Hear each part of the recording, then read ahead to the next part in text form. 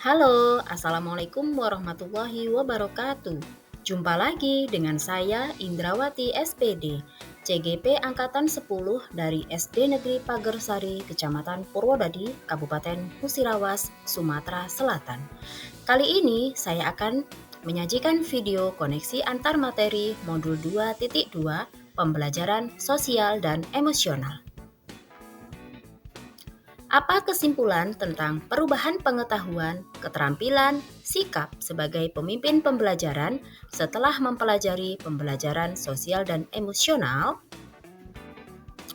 Setelah mempelajari PSE, tentu terjadi perubahan dan peningkatan dalam pengetahuan, keterampilan, dan sikap sebagai pemimpin pembelajaran. Perubahan itu meliputi 5 KSE atau kompetensi sosial emosional serta cara implementasinya ke dalam kurikulum secara eksplisit maupun melalui budaya sekolah. Apa saja sih 5 KSE itu? Perubahan yang terjadi yang berkaitan dengan KSE adalah yang pertama, kesadaran diri, yaitu kemampuan saya dalam memahami perasaan, emosi, dan nilai-nilai diri sendiri, dan bagaimana pengaruhnya pada perilaku diri dalam berbagai situasi dan konteks kehidupan, terutama ketika saya melaksanakan tugas pokok saya sebagai pendidik. Yang kedua, manajemen diri, yaitu kemampuan saya dalam mengelola emosi, pikiran, dan perilaku diri secara efektif dalam berbagai situasi dan kondisi untuk mencapai sebuah tujuan maupun aspirasi. Perubahan selanjutnya atau yang ketiga yaitu kesadaran sosial, yaitu kemampuan saya untuk memahami sudut pandang dan dapat berempati dengan orang lain, termasuk mereka yang berasal dari latar belakang, budaya, dan konteks yang berbeda-beda, terutama ketika berhadapan dengan murid-murid saya dengan ragam budaya yang berbeda, dan juga ketika berhadapan dengan rekan-rekan mengajar di sekolah. Yang keempat yaitu KSE dalam keterampilan berelasi, yaitu kemampuan saya untuk membangun dan mempertahankan hubungan-hubungan yang sehat dan suportif, terutama dalam membangun hubungan yang positif terhadap murid-murid saya di kelas maupun dari kelas lain dan juga dengan rekan guru di sekolah. Dan yang kelima yaitu pengambilan keputusan yang bertanggung jawab, yaitu kemampuan saya untuk mengambil pilihan-pilihan yang membangun, yang berdasarkan atas kepedulian untuk mengevaluasi manfaat dan konsekuensi dari bermacam-macam tindakan maupun perilaku untuk kesejahteraan psikologis atau well-being diri sendiri, kelompok, dan masyarakat. Selain itu, terdapat juga peningkatan pemahaman, pengetahuan, keterampilan maupun sikap saya dalam implementasi pembelajaran sosial emosional. Yang pertama adalah pengajaran KSE secara eksplisit. Ternyata, murid itu harus diberikan kesempatan untuk menumbuhkan, melatih, dan merefleksikan kompetensi sosial emosionalnya dengan cara yang sesuai dengan perkembangan budaya.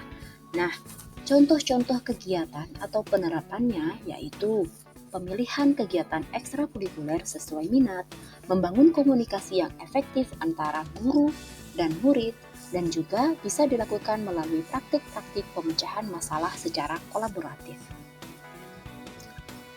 Yang kedua, integrasi KSE dalam praktek mengajar guru dan kurikulum akademik. Jadi, tujuan KSE itu ternyata bisa diintegrasikan ke dalam konten pembelajaran dan juga strategi pembelajaran pada materi akademik, musik, seni, dan pendidikan jasmani. Contoh penerapannya adalah yang pertama, bisa melalui kegiatan diskusi kelompok. 2. Bergantian menjadi pemimpin kelompok, membuat jurnal refleksi harian, atau memberi kesempatan kepada murid untuk mengemukakan pendapatnya. Yang ketiga, penciptaan iklim kelas dan budaya sekolah.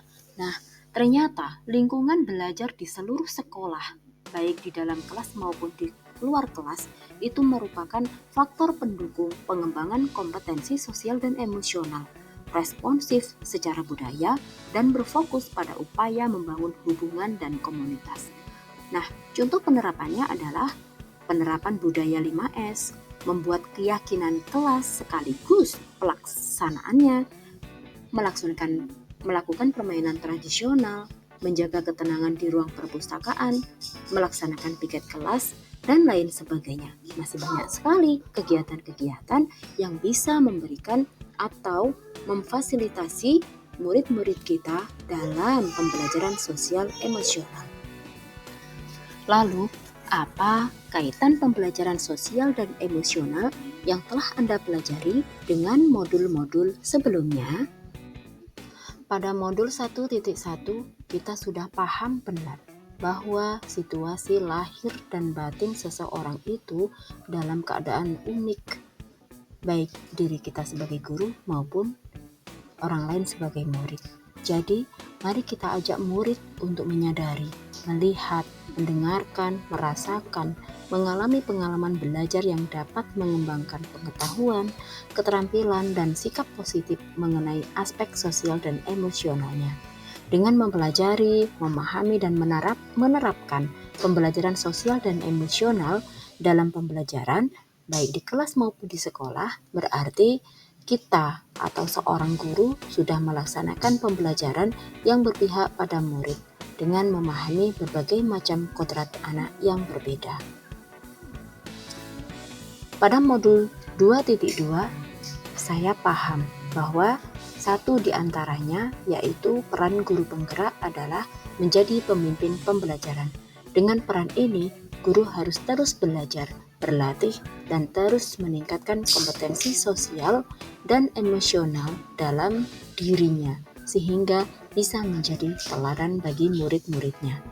Kemudian, dengan meningkatnya KSE guru, maka guru bisa melaksanakan pembelajaran yang berpihak pada murid yang mengintegrasikan pembelajaran sosial dan emosional dalam pembelajaran di kelas, sehingga memungkinkan murid untuk mengembangkan akademik dan kesejahteraan psikologisnya atau well-being secara optimal. Pada modul 1.3, kita sudah belajar bagaimana menyusun sebuah visi. Jadi visi yang disusun haruslah memuat nilai-nilai profil pelajar Pancasila. Dengan mengimplementasikan pembelajaran sosial dan emosional, maka kita juga bisa menanamkan nilai-nilai profil pelajar Pancasila dalam diri murid.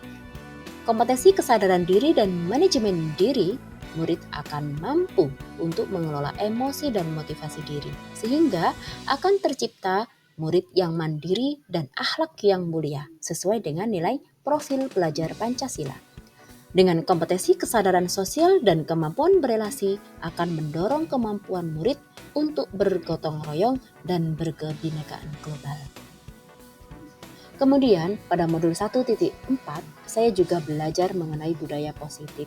Jadi guru harus bisa menguasai pembelajaran sosial emosionalnya dengan baik agar bisa mengontrol emosi diri, agar bisa menjalin hubungan dengan orang lain, terutama dengan murid, sehingga mampu menerapkan budaya positif yang sudah kita susun, yang sudah kita sepakati bersama-sama, baik antara guru dengan murid.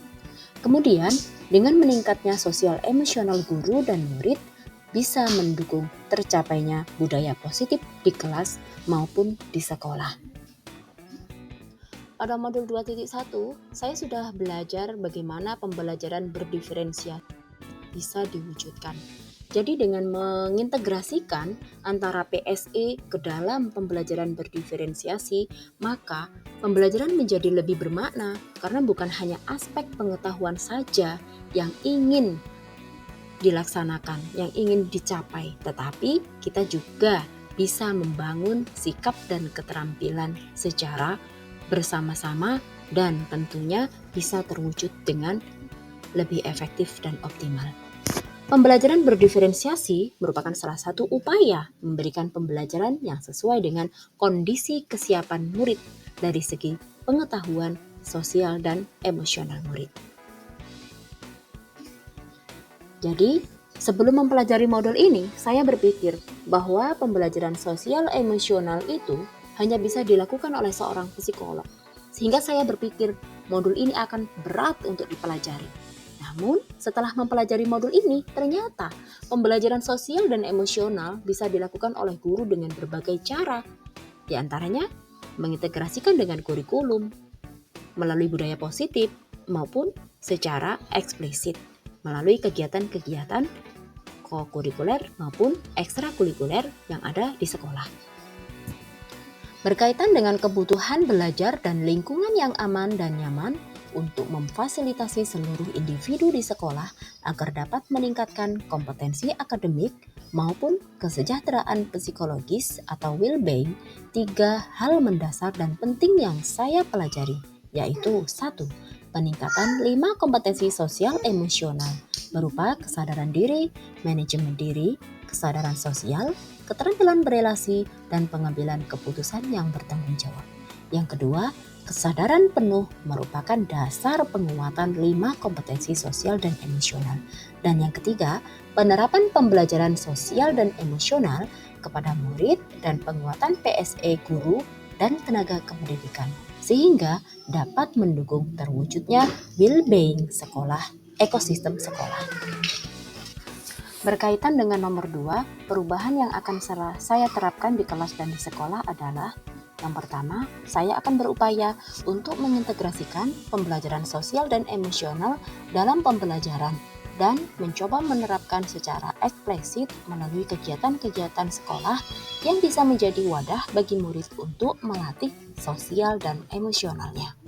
Yang kedua, saya akan berusaha menjadi teladan yang baik yang bisa memberikan dampak positif bagi rekan sejawat dalam hal penguatan kompetensi sosial dan emosional. Saya juga akan mengajak rekan sejawat untuk sama-sama belajar dan berkolaborasi dalam menerapkan pembelajaran sosial dan emosional di kelas dan lingkungan sekolah agar bisa mewujudkan well-being ekosistem sekolah. Demikian tadi koneksi materi modul 2.2. Semoga bermanfaat. Saya Indrawati SPD, CGP Angkatan 10, undur diri dari hadapan Anda. Terima kasih. Wassalamualaikum warahmatullahi wabarakatuh.